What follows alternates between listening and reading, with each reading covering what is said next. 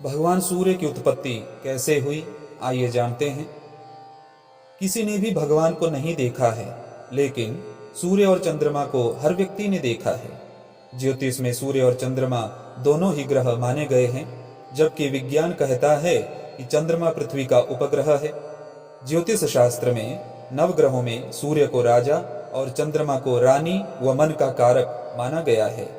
विज्ञान भी कहता है कि सूर्य के बिना जीवन की कल्पना नहीं की जा सकती। वेदों में सूर्य को जगत की आत्मा कहा गया है। सूर्य से ही धरती पर जीवन संभव है और इसलिए वैदिक काल से ही भारत में सूर्य की उपासना का चलन रहा है। वेदों की ऋचाओं में अनेक स्थानों पर सूर्य देव की स्तुति की गई है। सृष्टि के आरंभ में ब्रह्मा जी के मुख से ओम प्रकट हुआ था, वही सूर्य का प्रारंभिक सूक्ष्म स्वरूप था। इसके बाद भू, भुवः तथा स्वः यह शब्द उत्पन्न हुए। ये तीनों शब्द पिंड रूप में ओम के रूप में विलीन हुए तो सूर्य को स्थूल रूप मिला। सृष्टि के आरंभ में उत्पन्न होने से इनका नाम आदित्य पड़ा। सूर्य देव के जन्म की यह कथा काफी प्रचलित है। इसके अनुसार ब्रह्मा जी के पुत्र मरीचि और मरीचि के पुत्र महर्षि कश्यप थे। उनका विवाह प्रजापति दक्ष की कन्या दिति और अदिति से हुआ। दिति से दैत्य पैदा हुए और अदिति ने देवताओं को जन्म दिया, जो हमेशा आपस में लड़ते रहते थे। इसे देखकर देव माता अदिति बहुत दुखी हुई। वह सूर्य देव की उपासना करने लगी। उनकी तपस्या से सूर्य देव प्रसन्न हुए और पुत्र रूप में जन्म लेने का वरदान दिया। कुछ समय पश्चात उन्हें गर्भ धारण हुआ। गर्भ धारण करने के पश्चात भी अदिति कठोर उपवास रखती, जिस कारण उनका स्वास्थ्य काफी दुर्बल रहने लगा। महर्षि कश्यप इससे बहुत चिंतित हुए और उन्हें समझाने का प्रयास किया कि संतान के लिए उनका ऐसा करना, इस प्रकार से उपवास करना ठीक नहीं है। परंतु अदिति ने उन्हें समझाया कि हमारी संतान को कुछ नहीं होगा। ये स्वयं सूर्य भगवान हैं, सूर्य स्वरूप हैं। समय आने पर उनके गर्भ से तेजस्वी बालक ने जन्म लिया, जो देवताओं के नायक बने और बाद में असुरों का इन्होंने संहार किया। अदिति के गर्भ से जन्म लेने के कारण इन्हें आदित्य कहा गया। वहीं कुछ कथाओं में यह भी आता है कि अदिति ने सूर्य देव के वरदान से हिरण्यमय अंड को जन्म दिया, जो कि तेज के कारण मार्तंड कहलाया। भगवान सूर्य का एक नाम मार्तंड भी है। सूर्य देव की विस्तृत कथा इस प्रकार है। इनकी कथा भविष्य पुराण, मत्स्य पुराण, पद्म पुराण, ब्रह्म पुराण, मार्कंडेय पुराण, सांब आदि पुराणों में मिलती है। प्रातःकाल सूर्योदय के समय सूर्य देव की उपासना करने से भगवान सूर्य प्रसन्न रहते हैं और जातक पर कृपा करते हैं। सूर्य ने माता की इच्छा पूर्ण करते हुए शत्रुओं का निर्दयता से दमन किया, इसलिए सूर्य को क्रूर कहा गया है। परंतु ध्यान देने की बात है कि सूर्य को क्रूर कहा गया है, पापी नहीं कहा गया है। सूर्य की जन्मभूमि कलिंग देश, गोत्र कश्यप और जाति ब्राह्मण है। सूर्य गुड़, गुग्गल धूप से, रक्त चंदन से, अर्क की समिधा से और कमल पुष्प से प्रसन्न होते हैं। सूर्य के रथ में केवल एक पहिया है। 7 अलग अलग रंग के तेजस्वी घोड़े उसे खींचते हैं और उनका सारथी लंगड़ा है। मार्ग निरालंब है। घोड़े की लगाम की जगह सांपों की रस्सियां हैं। श्रीमद् भागवत पुराण के अनुसार सूर्य के रथ का एक पहिया संवत्सर कहलाता है। इसमें मास रूपी 12 आरे होते हैं।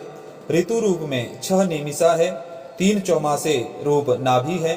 रथ की धुरी का एक सिरा मेरु पर्वत की चोटी पर है और दूसरा मानसरोवर पर्वत पर। इस रथ में अरुण नामक सारथी भगवान सूर्य की ओर रहता है।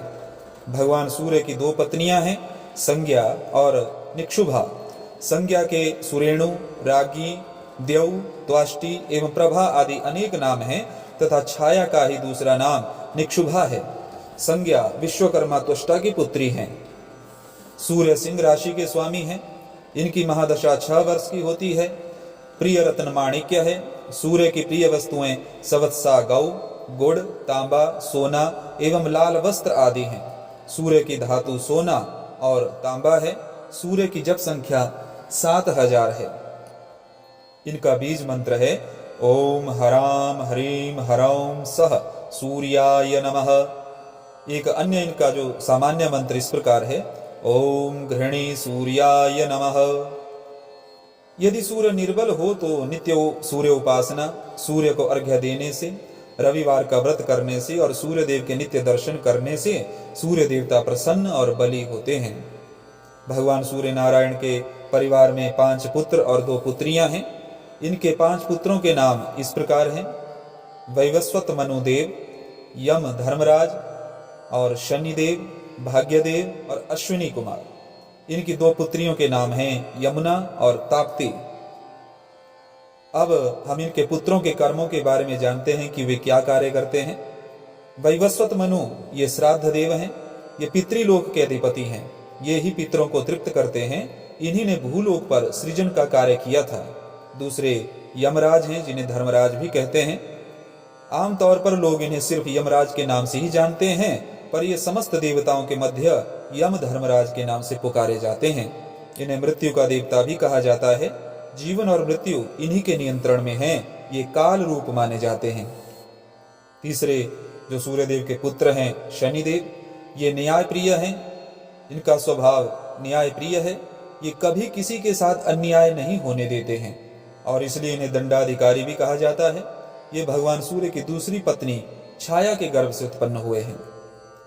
चौथे भाग्यदेव, इनकी पितृभक्ति से प्रसन्न होकर भगवान सूर्य नारायण ने इन्हें वरदान दिया कि ये जिससे चाहे कुछ भी ले सकते हैं और जिनको चाहे कुछ भी दे सकते हैं। ये भगवान सूर्य की पहली पत्नी संज्ञा से उत्पन्न हुए हैं। 5वें अश्विनी कुमार, ये देवताओं के वैद्य हैं। इनके पास शरीर से जुड़ी हर समस्या का समाधान है। ये भी भगवान सूर्य की पहली पत्नी संज्ञा के गर्भ से उत्पन्न हुए हैं। अब हम इनकी पुत्रियों के बारे में जानते हैं। पहले यमुना देवी, यह नदी शांत नदी है। इस नदी का वेग भी सामान्य है। इस नदी में स्नान करने से यम की प्रताड़ना से मुक्ति मिलती है, यम यातना नहीं मिलती। दूसरी ताप्ती देवी, यह नदी यमुना देवी से स्वभाव में विपरीत है।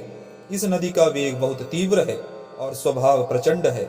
इस नदी में स्नान करने से पितृगण तृप्त होते हैं और शनि की 7.5 से निजात मिलती है, मुक्ति मिलती है। और दोनों ही यह जो नदियां हैं यमुना और ताप्ती, दोनों ही नदियां मोक्षदायिनी हैं।